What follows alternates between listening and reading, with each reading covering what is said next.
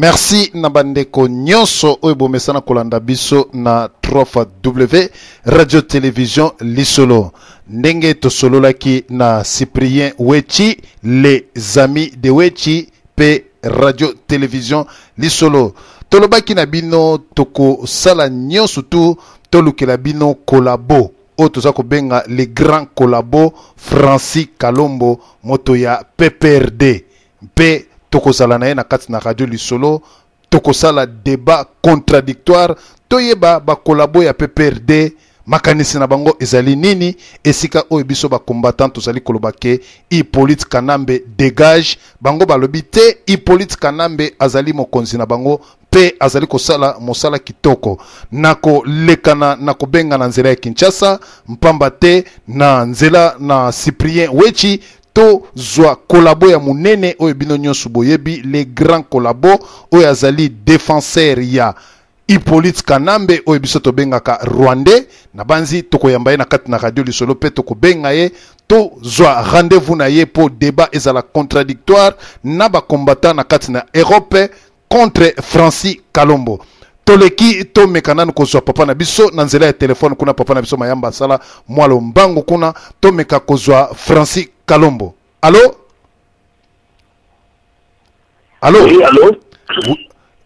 Oui, wana ezali Francis Kalombo. Ouais, ça va, honorable Francis Kalombo. Nabanzi yo omibengami honorable Francis Kalombo, mais biso toyebi kombo ya honorable wana te, wana ezali na Kinshasa esika babenga kabino radio patriotique, radio ya ba combattant. Lelo to bengi yo po to fixer moi rendez-vous na kati na radio Lisolo, débat contradictoire na ba combattant nyonso tu toyoka yo réponse na yo ezali nini?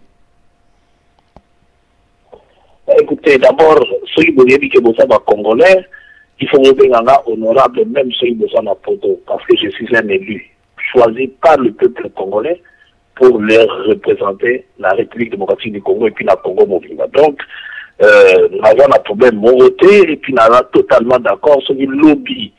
Et M. Salamité doit rester, le babino va combattre notre kimi débat contradictoire, puisque nous avons un lobby dans le salle après, la air bondingi, pour pouvoir débattre, pour pouvoir sommer, pour avoir la moka, pour pouvoir tirer au plein, c'est tout à fait normal. Chacun est libre, liberté à lui, des pensées, des paroles, et nous sommes le moment venu, après, la répondre à la bino, répondre à Oyanga.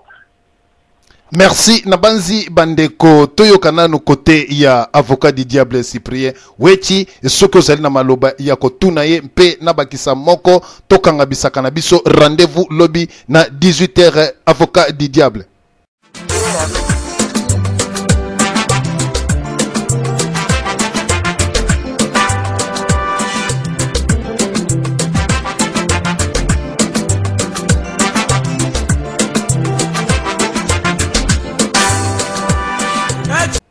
Te nazana maloba ya koloba te Francis Kalombo lobby akoya ko défendre mokonzi na ye président Joseph Kabila Kabange. Ngai na koloba kaka média des amis de Wechi eza média batu nyonso tokoyamba na média na biso batu ya opposition batu ya majorité batu ba indépendant média des amis de Wechi eza média ya ba congolais nyonso. Sur ce point-là, nakozala nangai têtu. Yango lelo tokoyamba honorable Francis Kalombo ndenge ye moko alobi soki oza congolais benga ye honorable. Soki oza congolais te benga ye Francis Kalombo. Soki ozali combattant benga ye collabo. Nyoso toko traité lobby na kati ya émission na biso. Merci Cyprien Wechi ndenge yo olobi honorable ya ba sanguinaire oyo ya plus de 8 millions de Congolais au basali kokufa na kat na Congo du jour et nuit, mais honorable oyo yo bengie ngana ebi azali grand collabo pe les grands sanguinaires azali ko soutenir mutu oyo azali ko boma pe azali ko talate soit disant que très bien ceux qui aux Congolais au bengie honorable.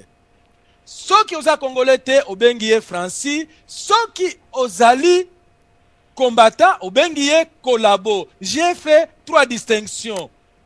Nabanzi olobi oyo lobi wana ezali ko dépendre na yo oyo pe radio lisolo ezali koloba ezali ko dépendre toujours na radio lisolo pe na ba combattant nyos na ba oyo tozali na kati na résistance maloba na bis maloba ya Francis Kalombo na ba combattant nyos tu ye alobi azali kala moto akimaka débatté appel ni noza ko sana ba combattant est-ce que oko résister na mituna okokimate.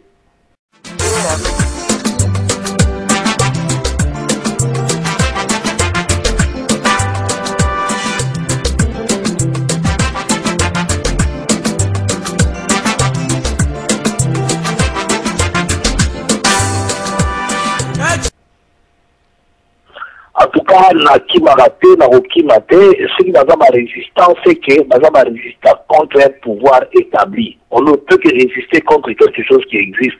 Donc, ma résistance, c'est que ma reconnaître que Joseph Kabila, président à Congo, et qu'il y a un député, il va résister contre le pouvoir na biso. Droit la bango, liberté la bango, mais il ne faut pas reconnaître. Na Okima Motula à ta côté, bango pe bakima mituna te, comme ça tout solo là, d'une manière il y a mikolo, tout qui n'est nango, malem de premoko na premoko, tout est peu mas, bino me sali radio, bino ga ba combattant, bino bisa na kemengi na baba kama ba lokuta. Alors faut me souvenir, voilà la version de presse mususu, comme ça tout débat c'est battu et pleurer et punir avec la biche. Qui a raison, qui a tort, qui réfléchit bien, qui ne réfléchit pas bien. Ben, vous êtes libre d'avoir la résistance, vous êtes libre de combattre un pouvoir, mais il faut reconnaître que vous êtes combattre le pouvoir établi. Ceux qui vous combattre le pouvoir, voilà, c'est ceux qui vont avoir la résistance. Pour ceux qui vont avoir la résistance, c'est qu'ils vont résister contre le monde. Donc, il faut accepter d'abord l'existence et le Koana, et après, vous voyez que le bas, alors, pourquoi ignorer que le pouvoir est élu dans Bango? Il faut 8 millions de morts. Mais qui ont tué? Il faut voir, il faut reconnaître que Kabila est libéré du Congo, Congo, c'est Kabwanaka, c'est comme Rwanda, Jean-Pierre Bemba, Tegrana, Ougandais, côté Moussoussou. Donc Kabila y grâce à les autres au Congo, grâce à donc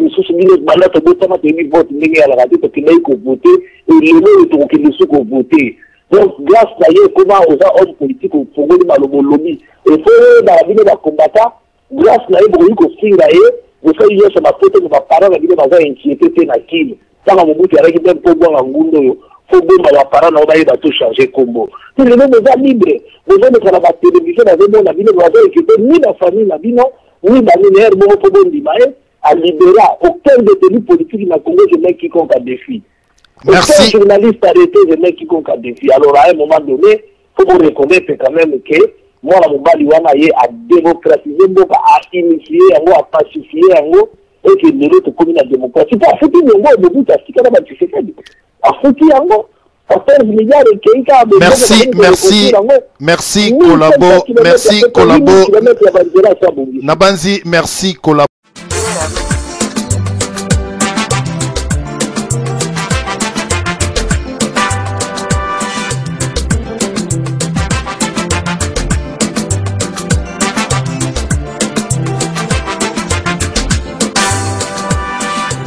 Francis Kalombo to Yokio peuple akolanda yo ba combattant nyonstu ba kolanda yo na kimia pe lobby ekozala débat na banzi na ba combattant nyons obosali kolanda biso na mpokwa mwalelo boyoki ya bino tokoyamba lobby samedi à partir de 18h.